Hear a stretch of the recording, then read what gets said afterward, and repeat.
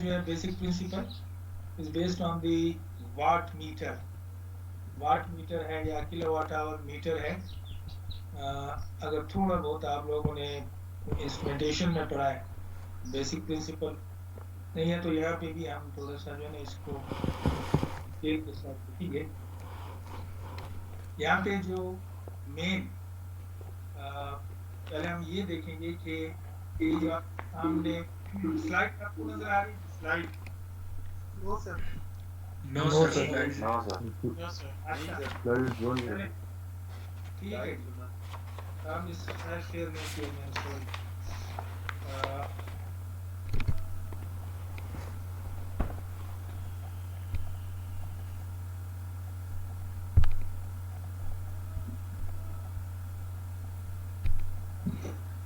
जी अब नजर आ रही है सबको? जी यस सर।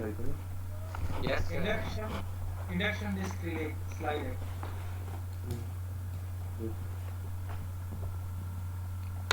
अच्छा जी, ये जो है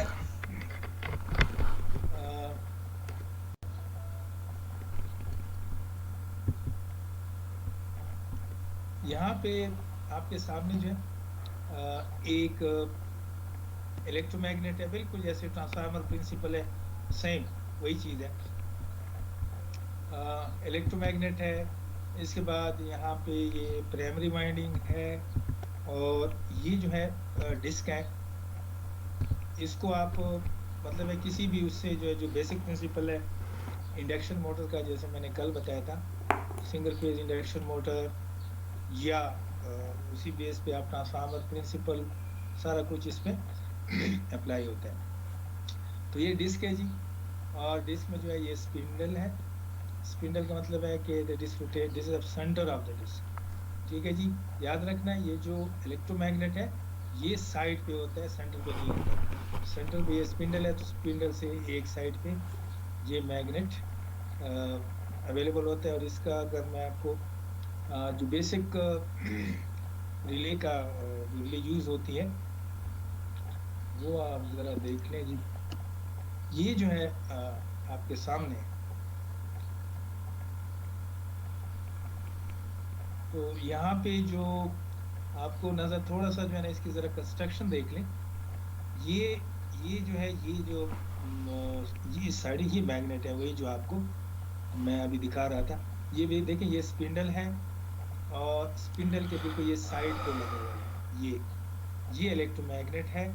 और यहाँ पे ये जो है साथ साथ मैं आपको बताता जाऊंगा इसी से उससे कि ये क्या चीज है जी।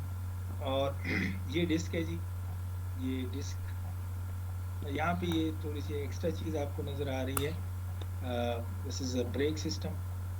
तो अच्छा, ऊपर जो है यहाँ लिखा हुआ है टाइम, तो ये क्या चीज है जी, ये भी हम आगे देखेंगे। ये स्प्रिंग है जी, रेस्टेनिंग फोर्स, प्रोवाइड रेस्टेनिंग फोर्स।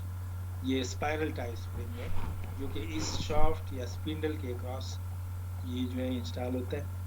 और यहाँ पे नीचे जो है आपको एक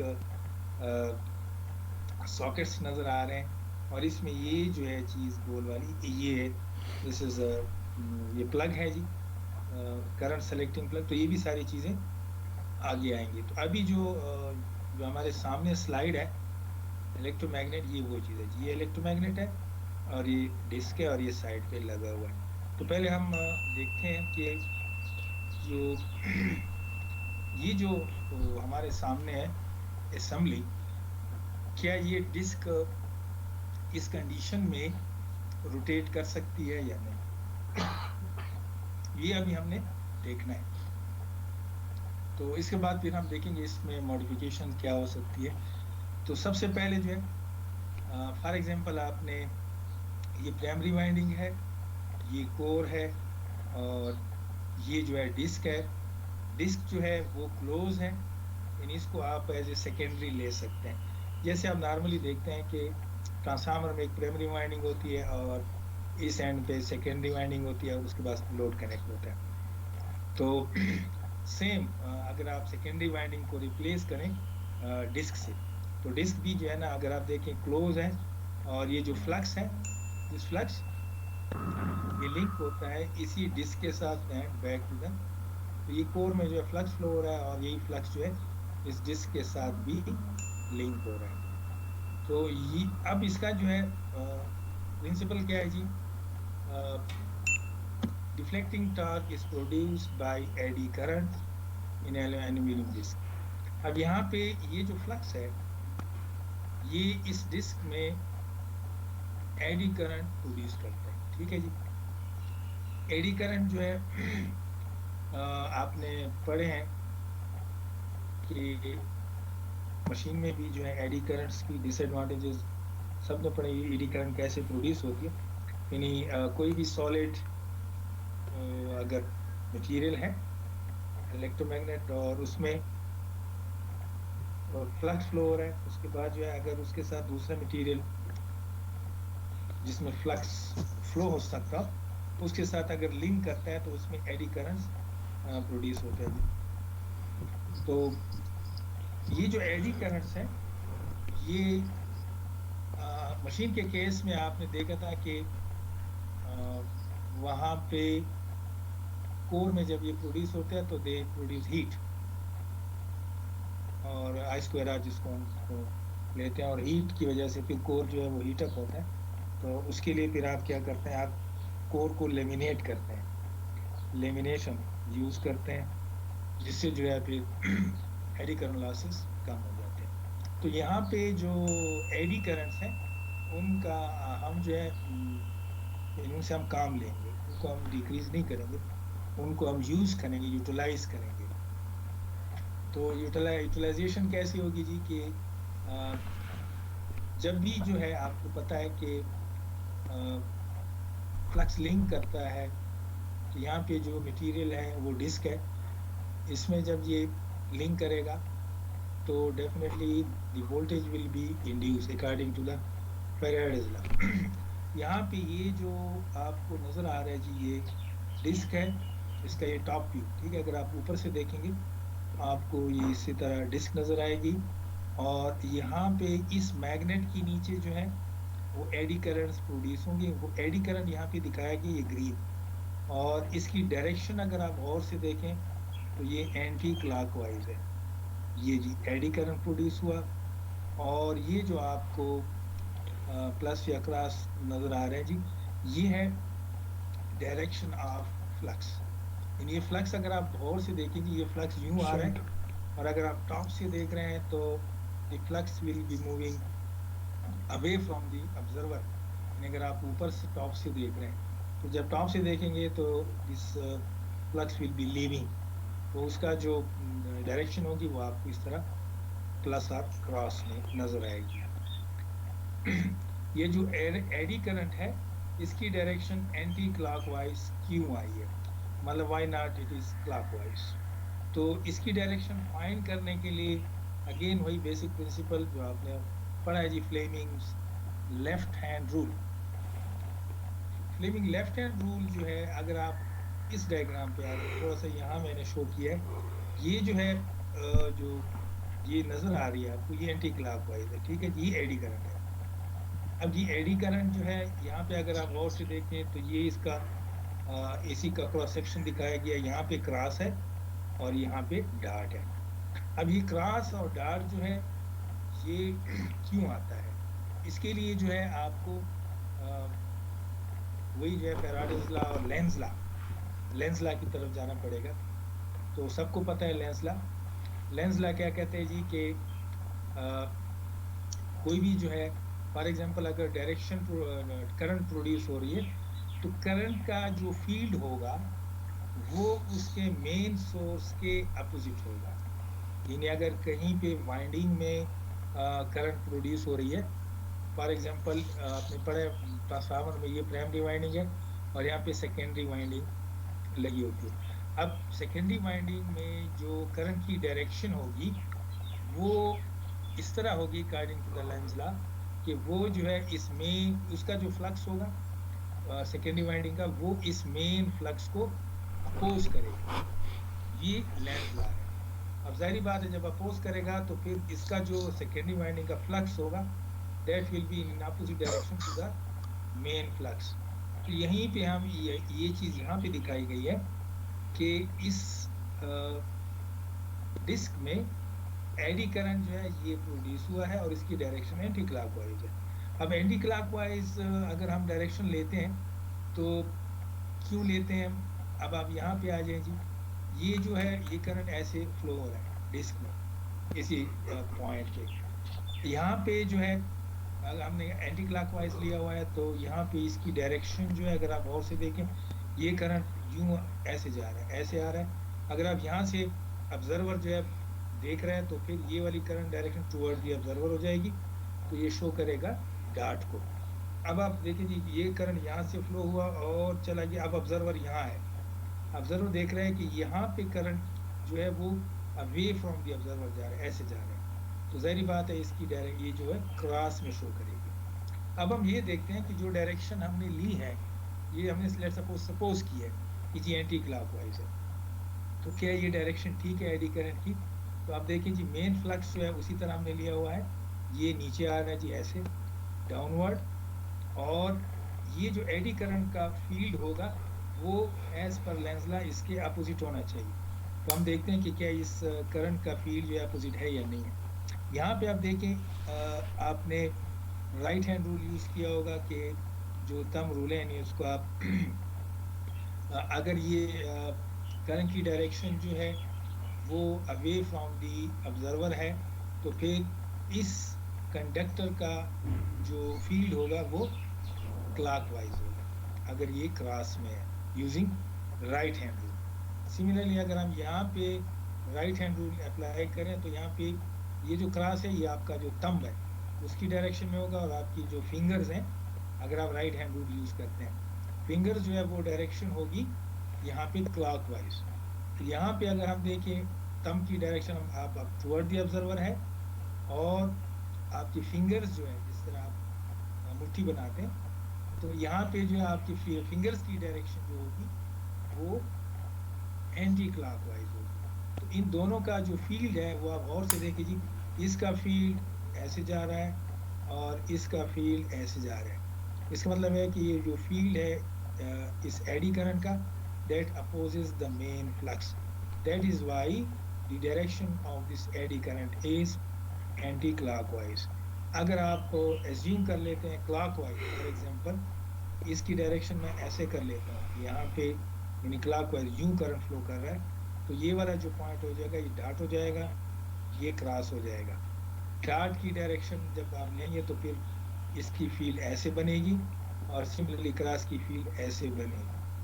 अब ये इसका फील्ड जो है अगर आप देखें तो मेन फ्लक्स भी नीचे जा रहा है और इन दोनों का भी नीचे होगा, तो इट मींस के एडी करंट का जो फील्ड है that reinforces the main flux which opposes the Lenz law. So that is why जो एडी करंट की डायरेक्शन होगी वो एंटी क्लॉकवाइज होगी यहाँ पे जी। तो यहाँ तक जो है आपको अगर क्लियर नहीं है एडी करंट जो है उसकी डायरेक्शन कैसे फाइंड करते हैं, और नेक्स्ट पे जाते हैं जी।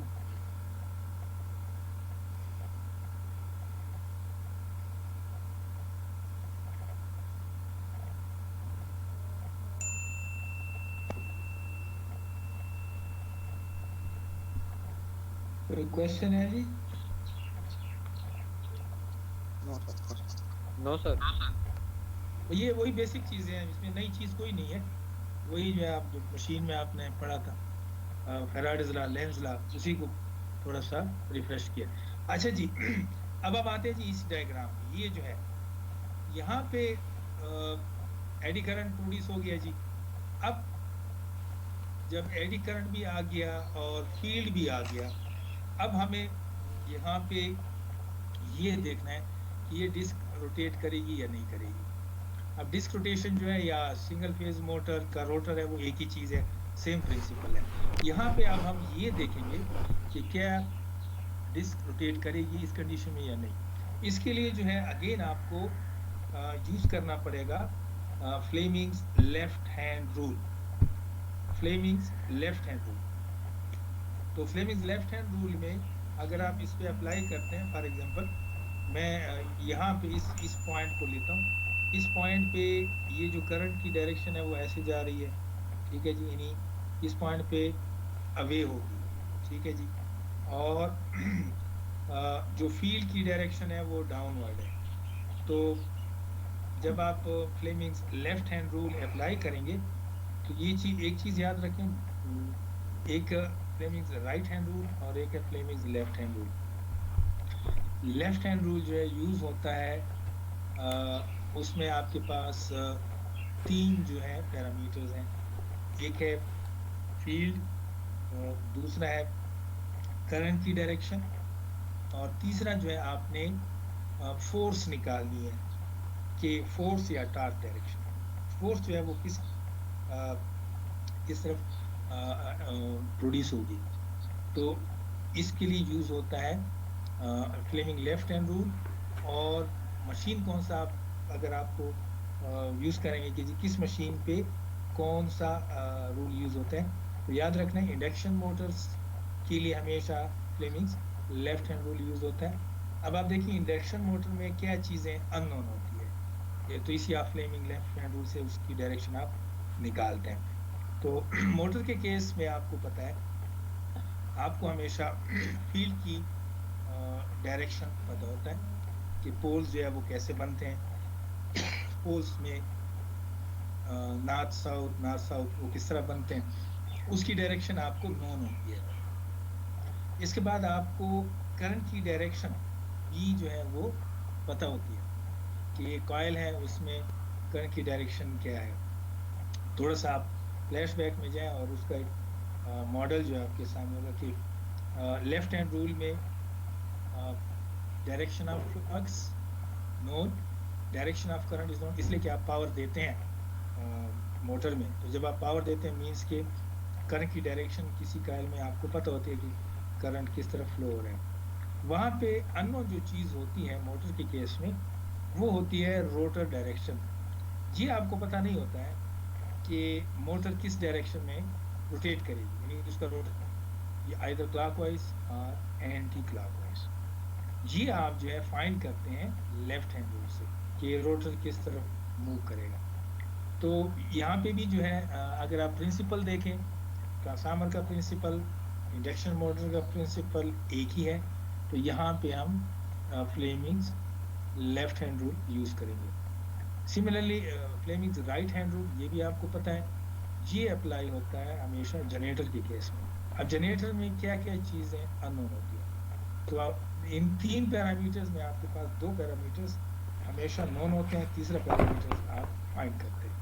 तो जनरेटर के केस में प्राइम मूवर जो है वो कनेक्ट होता है, तो डेफिनेटली जो है जो डायरेक्शन है वो आपको पता होता है कि जी उसका जो जनरेटर का जो है उसका रोटर कैसे किस तरफ रोटेट करेगा वो आपको पता होता है, इसलिए कि प्राइम मूवर की डायरेक्शन का पता होता है। उसके बाद पोल्स जो है, पोल्स की डायरेक्शन, अब पोल्स जो है जाहिर बात है पोल्स का भी आपको पता होता है, फ्लक्स डाउनवर्ड होगा या अपवर्ड होगा वो भी पता होता है। जो अननोन होता है वो करंट की डायरेक्शन होती है। तो करंट की डायरेक्शन जो है वो आप फाइंड करते हैं, या वोल्टेज की पोलैरिटी जो है वो जनरेटर के केस में आपको नहीं पता होती है कि पॉजिटिव टर्मिनल कौन सा होगा, नेगेटिव, या डायरेक्शन ऑफ करंट टुवर्ड्स होगी या वे होगी, वो आप फ्लेमिंग राइट हैंड रूल से अप्लाई करें। तो ये चीज़ें जो है आप ऑलरेडी पढ़ चुके हैं, थोड़ा सा रिवाइज कर रहे थे। तो यहाँ पे हम चूंकि ये जो इंडक्शन डिस्क रिले है इसका बेसिक प्रिंसिपल मोटर बेस्ड है, तो इसलिए यहाँ पे हम Fleming's left hand rule use करेंगे। अब ये जो डायग्राम है यहाँ पे आपके पास नोन क्या क्या चीजें हैं using Fleming left hand rule. Known है डायरेक्शन ऑफ करंट, नोन है ऑफ कोर्स आपको फ्लक्स की डायरेक्शन पता है। ये जो रेड शो कर रहे हैं जी एफ यानी फोर्स रोटेशन, ये फोर्स जो है जो अप्लाई हो रहा है इसकी डायरेक्शन आपने फाइंड करनी है।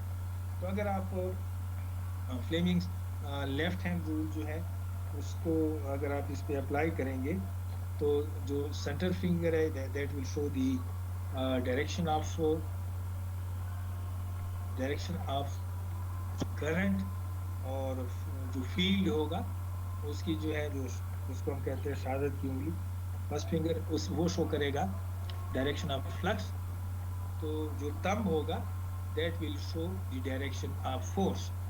तो इसको आप जो है ना ट्राई कर लें कि जब आप इस पे Fleming's left hand rule apply करते हैं किसी भी पॉइंट पे, अगर आप इस पॉइंट पे अप्लाई करते हैं तो फोर्स की डायरेक्शन ऐसी होगी, अगर आप यहाँ आएंगे तो फोर्स की डायरेक्शन ऐसी होगी, इस पॉइंट पे आएंगे, जिस पॉइंट पे भी आप Fleming left hand rule apply करेंगे फोर्स निकालने के लिए, डायरेक्शन ऑफ फोर्स, तो वो उसकी डायरेक्शन ऐसी होगी टूवर्ड्स।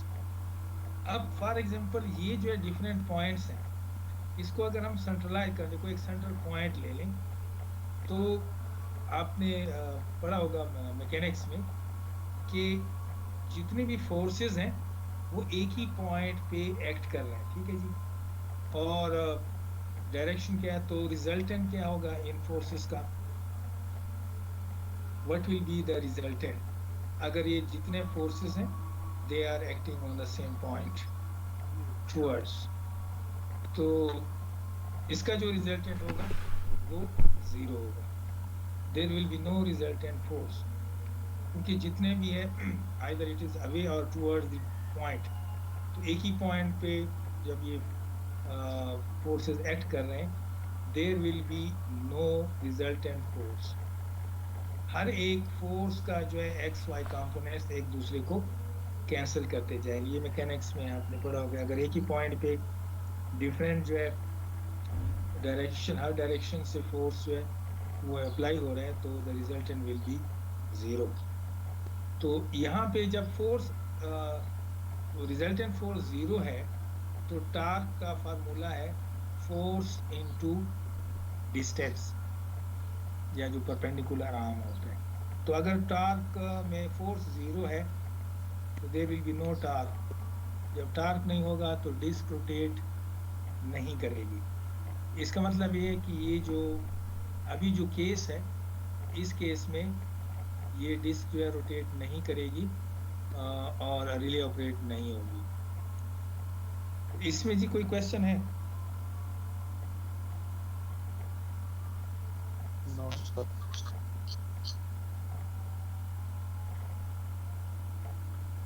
अच्छा जी, ये जो है जब डिस्क रोटेट नहीं करेगी, फॉर एग्जांपल आपने ये सिग्नल दिया हुआ है सीडी से, फॉल्ट करंट आया, तो फॉल्ट करंट है या नॉर्मल करंट है, दोनों के केस में ये डिस्क रोटेट नहीं करेगी, इसका मतलब है कि ये रिले जो है काम नहीं कर रही है, जो जिसकी जो कंस्ट्रक्शन वाइज जो है आपके सामने, इस केस में रिले ऑपरेट नहीं होगी, बेशक नॉर्मल करंट फ्लो हो रहा है या नॉर्मल करंट फ्लो हो रहा है। अब क्या करना है जी, इसके लिए जो है फिर इसमें मॉडिफिकेशन करनी है हमने, और रिजल्ट हमने ये निकाला कि जो सिंगल एसी है, सिंगल यानी हमने कहा एक 3 फेज है, 2 फेज है, सिंगल फेज है, सिंगल फेज जब आप देते हैं इस केस में रिले को, तो डिस्क जो है रोटेट नहीं करेगी, और जब डिस्क रोटेट नहीं करेगी तो डिस्क के साथ ट्रिप कांटेक्ट भी लगे होते हैं स्पिंडल के साथ, वो आगे आएगा कंस्ट्रक्शन में, तो जाहिर बात है कि फिर रिले ऑपरेट नहीं होगी।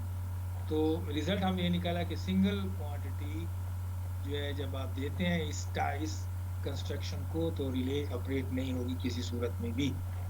अब हम इस रिले को ऑपरेट करना चाहते हैं, ये डिस्क को रोटेट करना चाहिए सिंगल पे भी, इसके लिए जो है कल मैंने आपको बताया था कि हम क्या करते हैं, सेम प्रिंसिपल है इंडक्शन मोटर का भी, सिंगल फेज का, अगर आप कैपेसिटर नहीं लगाएंगे तो फिर वो मोटर जो है वो रोटेट नहीं करेगी। तो उसके लिए जो है जो डिफरेंट हमने या तो आप 2 पोल यूज करें, एक शेडेड पोल,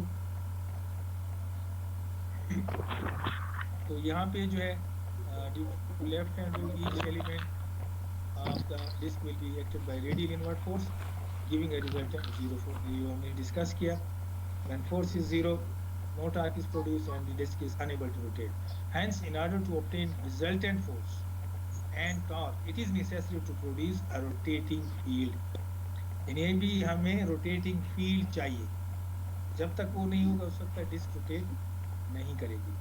अब यहाँ पे ये जो है मेथड्स हैं कि आप रोटेटिंग फील्ड कैसे प्रोड्यूस करते हैं, उसमें मैंने कल बताया था आपको कि डिफरेंट जो है, एक तो शेडेड पोल मोटरें होती हैं जिसमें आप क्या करते हैं, आप एक पोल से दो पोल्स बनाते हैं। एक शेडेड पोल होता है, एक अनशेडेड पोल होता है। दूसरा मेथड ये होता है कि आप कैपेसिटर लगाएं, इनपुट जो पिछली स्लाइड थी यहाँ पे आपने देखा होगा कि सिंगल फेज मोटर में दो वाइंडिंग होती है, एक रनिंग वाइंडिंग होती है, एक स्टार्टिंग वाइंडिंग होती है। तो एक स्टार्टिंग वाइंडिंग के सीरीज में, यानी सीरीज में आप क्या कर लेते हैं, कैपेसिटर लगा देते हैं। तो दो वाइंडिंग जो है करंट सेम होता है, सिंगल फेज होता है, लेकिन वो करंट क्या हो जाता है, स्प्लिट हो जाते हैं। एक रनिंग वाइंडिंग में चला जाता है, दूसरा जो है वो स्टार्टिंग वाइंडिंग में आता है। इन दोनों करंट्स जब ये स्प्लिट होते हैं तो दोनों करंट्स जो है उनमें फेज डिस्प्लेसमेंट आ जाते हैं, इसलिए कि एक में आपने कैपेसिटर लगा दिया, वो कैपेसिटर जो है वो फेज डिस्प्लेसमेंट एंगल इंट्रोड्यूस कर लेता है। एक मेथड ये है। दूसरा मेथड जो है वो पोल शेडिंग वाला है। तो यहाँ पे मैंने वो पोल शेडिंग वाला जो है वो यहाँ पे दिखाया है थोड़ा सा कि जी पोल शेडिंग आप इससे कैसे जो है फ्लक्स जो है वो दो स्प्लिट हो जाते हैं। यानी इन केस ऑफ डिफरेंस क्या है कैपेसिटर और इसमें, वो आपको नजर आ रहे हैं। इन केस ऑफ कैपेसिटर जब आप लगाते हैं तो कैपेसिटर आप वाइंडिंग के क्रॉस लगाते हैं, और से सुनना है जी। इन केस ऑफ कैपेसिटर जब आप यूज करते हैं, वहां पे पिछली स्लाइड में जो वाइंडिंग है प्राइमरी उस वहां पे लगाते हैं कैपेसिटर को, तो वो बेसिकली करंट जो है वो स्प्लिटिंग होती है। इस केस में जो आपके सामने पोल शेडिंग में क्या होता है, पोल शेडिंग में करंट की स्प्लिटिंग आप नहीं करते हैं, आप करते हैं फ्लक्स की स्प्लिटिंग। अब देखिए ये फ्लक्स कॉमन आ रहा है I1, पीछे जो है वाइंडिंग सेम है, वाइंडिंग को हमने नहीं छेड़ा है। हमने जो है क्या किया है, हमने यहाँ पे आप वापस इसी स्लाइड को जरा आप देखें जी, जो ये वाली स्लाइड है। इस स्लाइड में आप देखिए ये जो लेग है इसका, ये वाला, यहाँ पे हम थोड़ी सी इसमें मॉडिफिकेशन करते हैं और यहाँ पे ये चूंकि सिंगल पोल है, यहाँ से हम दो पोल बनाने की कोशिश करते हैं यहाँ पे। तो इसको, ये जो पार्ट है, इस पार्ट को दिखाया गया है अगली स्लाइड में, जहाँ पे आपको पोल नजर आ रहा है। ये इस पे भी मैं आपको दिखाता हूँ जो रिले है। ये देखिए, ये जो है डिस्क के नीचे, ये आपको नजर आ रही है, इससे डिस्क, और इसके ऊपर ये जो है वो इलेक्ट्रोमैग्नेट है। और ये जो पार्ट है इसको हमने यहाँ पे थोड़ा सा मॉडिफाई कर दिया, ये यहाँ पे इसको कट लगा दिया जी। अब कट इसके दो लेग बना दिए, एक लेग ये है, दूसरा लेग ये है। अच्छा, एक लेग को हमने वैसे छोड़ दिया जिसको हमने नाम दिया अनशेडेड पोल। जो दूसरा लेग है उसके क्रॉस हमने एक कॉपर रिंग लगा दी। ये जो रेड नजर आ रहे हैं यहाँ पे, मैं लिखना भूल गया हूँ, ये कॉपर रिंग है जी, कॉपर रिंग। तो ये जो कॉपर रिंग है, अब ये चीज मैं आपको रिले में दिखा रहा हूँ कि रिले में ये कहाँ बना हुआ है। तो वापस इस स्लाइड पे आते हैं, ये जी। यहाँ पे अगर आप गौर से देखें जी, ये वो मैग्नेट है पूरा, ठीक है जी। ये नीचे भी नजर आ रहा है आपको, ये ऐसे ऊपर दरमियान में डिस्क है। ये जी आपको नजर आ रही है, ये जो हमने कट लगाया है ये। तो एक साइड पे ये, इसको एक पोल को हमने ऐसे रहने दिया, ये जो दूसरा एंड है इसको थोड़ा सा एक्सटेंड किया ऐसे। ये यहाँ ये आपको कॉपर रिंग नजर आ रहा है, ये जो ये हमने रिंग लगा दिया। तो ये अब दो पोल, ये जो फ्लक्स आ रहा है इस कोर में, ये यूं आ रहा है। अब यहाँ पे इस कोर में फ्लक्स जो है यहाँ भी चला जाता है और यहाँ भी आता है, ठीक है जी। वो दोनों फ्लक्सेस, एक फ्लक्स सीधा चला जाता है, दूसरा जो है इसी through the copper ring disc में जाता है। इसको हम दोबारा जी इसको आप देख लें, वही चीज़ है।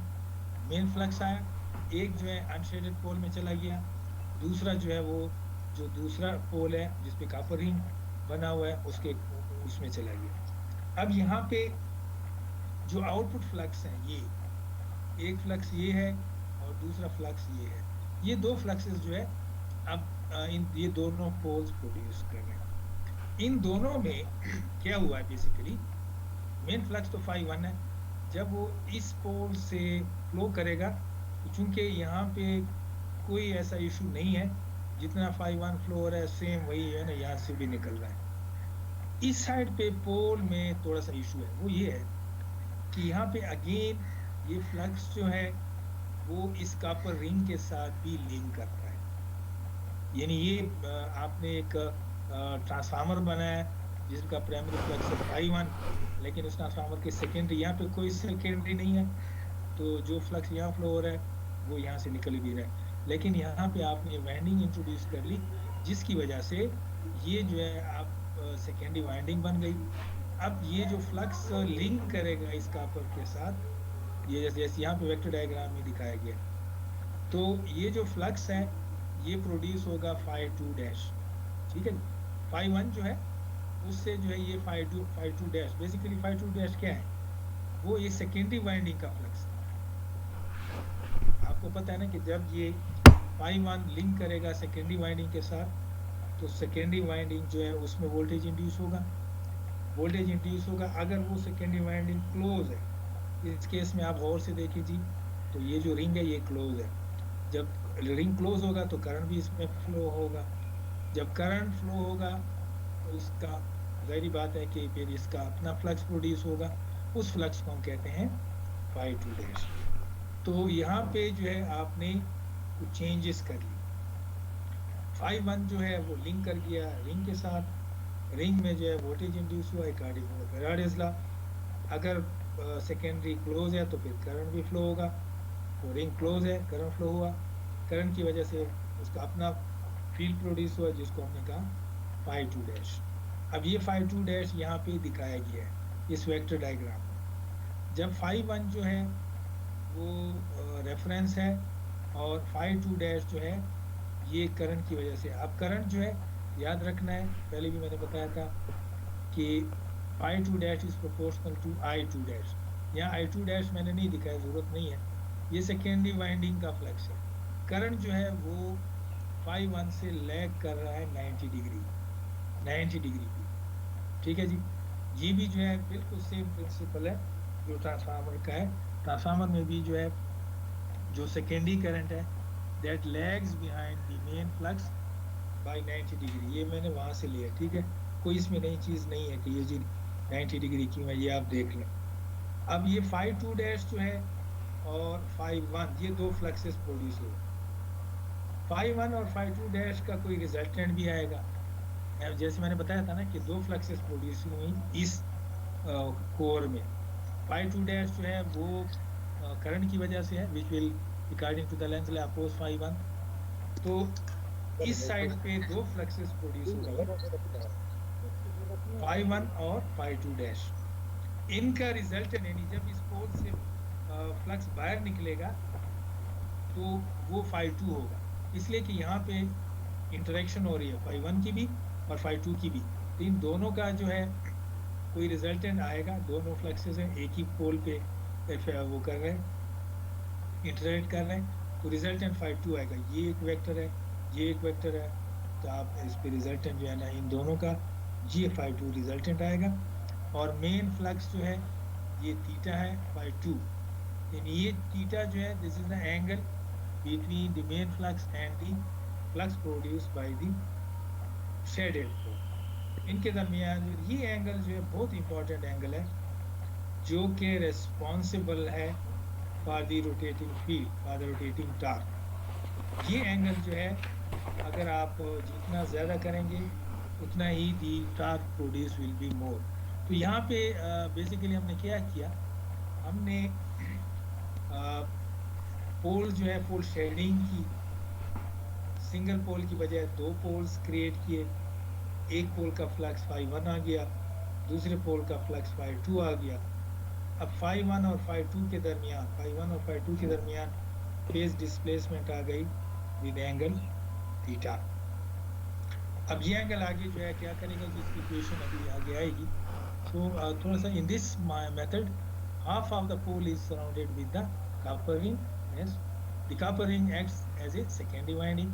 Okay, the flux given by the shaded portion of the pole will be the vector sum of phi 2 dash and phi 2 dash and phi 1 as shown. Flux phi 2 lags behind the main flux phi 1 by angle theta. These two fluxes phi 1 and phi 2 will produce resultant torque. तो ये दोनों जो है आपको पता है कि जब एक फेज से दो फेजेस हो जाती हैं तो दो फेजेस जो है उनका रिजल्टेंट हमेशा जो है वो कोई वैल्यू आती है, यानी there is always some resultant value, कोई न्यूमेरिकल वैल्यू आती है टॉर्क की. वो न्यूमेरिकल वैल्यू जो is responsible for the rotation of the disc. तो ये जो है यहाँ पे फिर आप जो नेक्स्ट वो है वो आपको मैं एक्सप्लेन करता हूँ कि कैसे रोटेटिंग फील्ड प्रोड्यूस होगा. तो यहाँ तक जी कोई क्वेश्चन है इस पोल शेडिंग में?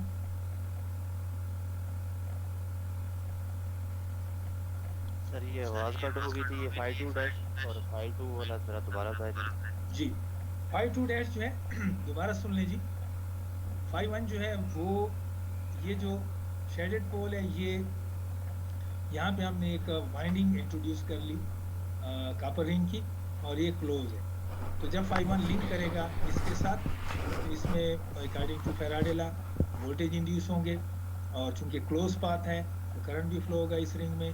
अब इस करंट फ्लो जो है जैसे हमने एडी करंट का अभी देखा था, तो जब ये इस कॉपर रिंग में करंट फ्लो होगा तो इसका अपना फील्ड प्रोड्यूस होगा. वो फील्ड phi 2 डैश से हमने रिप्रेजेंट किया हुआ phi 2 डैश. अब ये जो फ्लक्स है और ये मेन फ्लक्स है वो इस शेडेड पोल में फ्लो कर रहा है. अब phi 2 डैश जो है और phi 1 इनका कोई रिजल्टेंट होगा, ठीक है जी. phi 2 डैश जो है वो phi 1 के 90 डिग्री लैग कर रहा है, ठीक है जी. ये लैग क्यों कर रहा है वो जो है ये इसको आप देखें ट्रांसफार्मर के बिल्कुल वहाँ से मैंने लिया कि जो सेकेंडरी करंट होता है that is always lag behind the phi 1 by angle 90 degree. इसलिए जो है जो phi 2 प्रोड्यूस तो ये करंट फ्लो कर रहा है यहाँ पे I2 डैश होगा. I2 डैश और phi 2 dash they are always in phase. अब phi 2 डैश भी प्रोड्यूस हुआ है और phi 1 भी फ्लो हो रहा है. इन दोनों का जो है आपको पता है अब ये भी वेक्टर है ये भी वेक्टर है. इन दोनों वेक्टर का हमें कोई रिजल्टेंट भी होगा जो कि आगे फिर फ्लो करेगा डिस्क में से. तो दो फ्लक्सेस प्रोड्यूस हो रही हैं phi 1 और phi 2 डैश. इनका रिजल्टेंट phi 2 होगा, वो यहाँ पे शो किया गया. phi 2 जो है वो जब इस पोल से फ्लक्स बाहर निकलेगा वो phi 2 होगा, इस पोल से जो फ्लक्स निकलेगा वो phi 1 होगा. ये दोनों फ्लक्सेस जो है वो जो है इस यहाँ पे इस डिस्क से जब फ्लो करेंगे तो इनमें दो एडी करंट प्रोड्यूस होंगे जो कि नेक्स्ट स्लाइड में अभी दिखाया गया वो मैं अभी एक्सप्लेन कर रहा हूँ. ठीक है जी, क्लियर हो गया?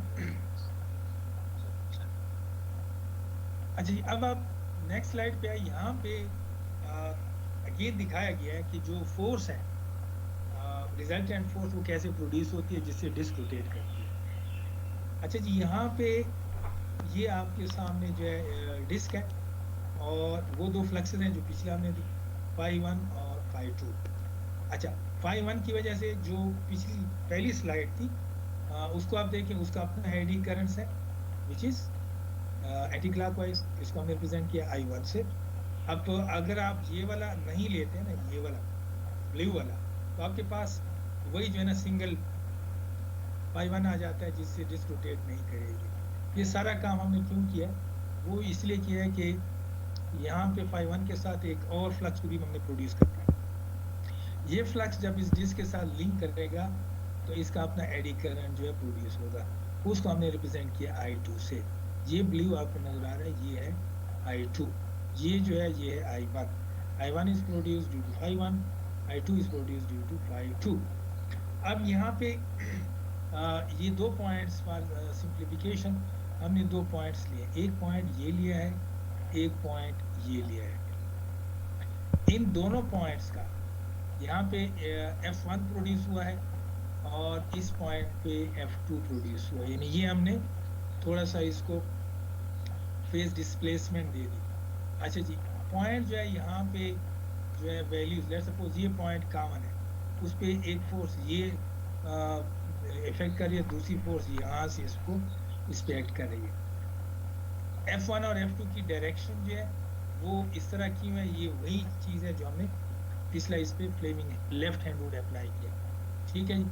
तो इस पे जब आप यहाँ पे फ्लेमिंग लेफ्ट रूल अप्लाई करेंगे तो इससे जो फोर्स की डायरेक्शन होगी वो ऐसे आ जाएगी, और यहाँ पे जब आप Fleming left hand rule apply करेंगे तो F2 की फोर्स इस तरह आ जाएगी।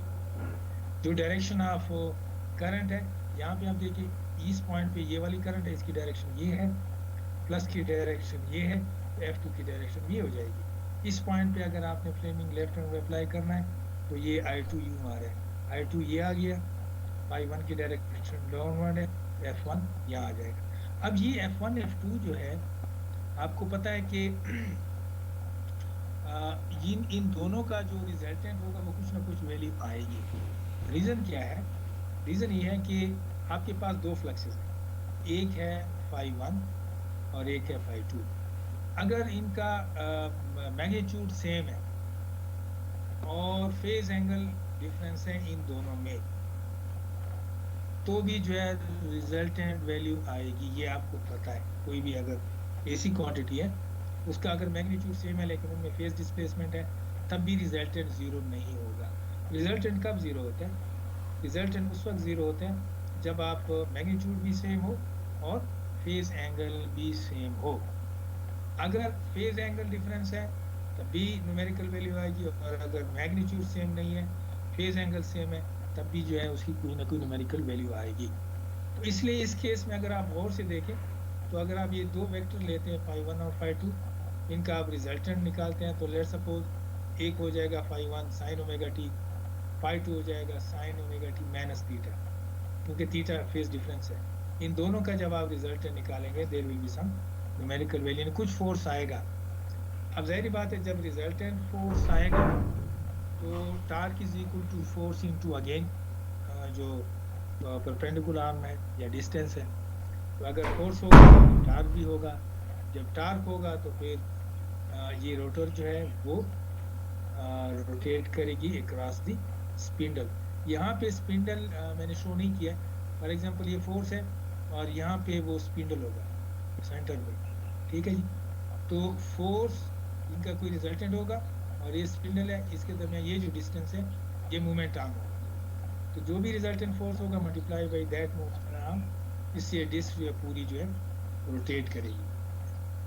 तो इस केस में जो है वो टार्क प्रोड्यूस होगी, इसलिए कि आपने दो फ्लक्सेस प्रोड्यूस किए with some phase displacement angle theta. अब इस स्लाइड में जो टार्क की इक्वेशन बन के इसकी प्रूफ जो है वो बुक में अवेलेबल है, ठीक है जी। जो उसकी बुक है ना उसमें अवेलेबल है, प्रोटेक्शन वाली जो लिखवाई है मैंने। अगर कोई देखना चाहता है बेशक उसको देख ले, या मैंने जो है उसकी प्रूफ की ज़रूरत नहीं है। अगर आप कोई देखना चाहते हैं तो बेशक देख लें। यहाँ पे जो टार्क प्रोड्यूस होगा due to these two fluxes, उसकी वैल्यू ये होगी k omega r by 1m by 2m sine theta. ये जो थीटा ये वही है एंगल है जो इन दोनों फ्लक्सेस के दरमियान है। r जो है वो रेजिस्टेंस है। रेजिस्टेंस किसका है? ये जो पाथ है जिसमें करंट फ्लो हो रही है, इस पाथ में इस पाथ की जो रेजिस्टेंस है उसको रिप्रेजेंट किया r से। phi1 and 2m जो ये फ्लक्सेस हैं उसी तरह है। Theta is the phase angle between two fluxes. तो यहाँ पे इस इक्वेशन को अगर आप गौर से देखें तो यहाँ से भी हम मैथमेटिकली अगर आपसे कोई पूछ गया इससे ये बताएं जी कि अगर मैं थीटा को 0 रखता हूँ तो टार्क की वैल्यू क्या होगी, तो डेफिनेटली अगर आप थीटा 0 करेंगे द टॉर्क विल बी 0। अब 0 जब आप रखते हैं तो इसका मतलब क्या होता है? अगर आप पिछले स्लाइड पे आ जाइए इस पे, तो अगर आप थीटा को 0 करते हैं इसका मतलब ये है कि phi2 और phi1 के दरमियान एंगल जो है वो 0 है। मींस के आपने जो phi2 डैश किया था, phi2 डैश उसको आपने 0 कर दिया, यानी अगर 0 हो जाए तो ये ख़त्म हो जाएगा, एंगल थीटा विल बी 0। इसका मतलब ये है कि आपने इसको वही चीज़ बना दी जो पहली स्लाइड में थी कि सिंगल क्वांटिटी, यानी आपने स्प्लिटिंग नहीं की। जब आप स्प्लिटिंग नहीं करेंगे तो फिर टार्क प्रोड्यूस नहीं होगा। सो हमेशा जो है जब आप स्प्लिटिंग करते हैं basically you are introducing this angle theta between these two fluxes. तो जितना आप इस एंगल को की वैल्यू ज़्यादा रखेंगे, the torque produce will be more, यानी theta, if theta is 90 then this torque will be maximum. तो ये जो है this is a torque equation for the induction disc relay. ये जो टॉर्क की इक्वेशन है ये आगे हर जगह पे यूज होगा, माइक्रो प्रोसेसर में भी यही प्रिंसिपल यूज किया गया है। आगे जो है हम डिफरेंट रिलेज जो पढ़ेंगे तो वहाँ भी जो है टॉर्क इक्वेशन यही यूज होगी, ठीक है जी। इसलिए इसको आपने थोड़ा सा गौर से पढ़ना है, इसको याद रखना है और समझना है जी। इसमें कोई क्वेश्चन है? सर ये थीटा को हमने स्प्लिट किया है, इसका मुझे समझ नहीं आया। देखिए आप इसको आप ऐसे समझ लेना। क्यों स्प्लिट किया सर? हाँ, यहाँ पे इस इक्वेशन को चले थोड़ा सा, आप यहाँ से आपको क्लियर हो जाएगा। ये इक्वेशन आपके सामने है जी टॉर्क वाली, इसमें phi 1 है। अब मैं इस थीटा को इंट्रोड्यूस नहीं करता, इस थीटा को मैं जीरो करता, what will happen, torque zero हो जाएगा, ठीक है जी। अब मैंने इस थीटा को इंट्रोड्यूस करना है इस इक्वेशन में कि थीटा की वैल्यू जो है वो जीरो से ज्यादा हो जाएगा। अब जीरो से ज्यादा कब होगी? जीरो से ज्यादा तब होगी जब आप इस फ्लक्स की स्प्लिटिंग कर देंगे। स्प्लिटिंग से जो है यहाँ पे आप देखिए, यहाँ पे आपने स्प्लिटिंग कर ली। अब अगर आप स्प्लिटिंग नहीं करते, मैं इस कॉपर रिंग को निकालता हूँ, इस कॉपर रिंग की जरूरत नहीं है। फॉर एग्जांपल कॉपर रिंग निकाल लिया, व्हाट विल हैपन, phi 1 जो है वो सीधा निकला, phi 1 यहाँ से भी हुआ, यहाँ पे कोई जो है इंटरेक्शन नहीं हो रही है, इसलिए phi 2 तो है ही नहीं। तो phi 2 जब नहीं है, एंगल जीरो हो गया। अगेन जो है उस टॉर्क की इक्वेशन में phi 2 जीरो हो जाएगा, वहाँ से भी जो है टॉर्क की वैल्यू जीरो हो जाएगी। इसलिए जो है ना स्प्लिटिंग इम्पोर्टेंट है। स्प्लिटिंग जब तक नहीं करेंगे there will be no torque.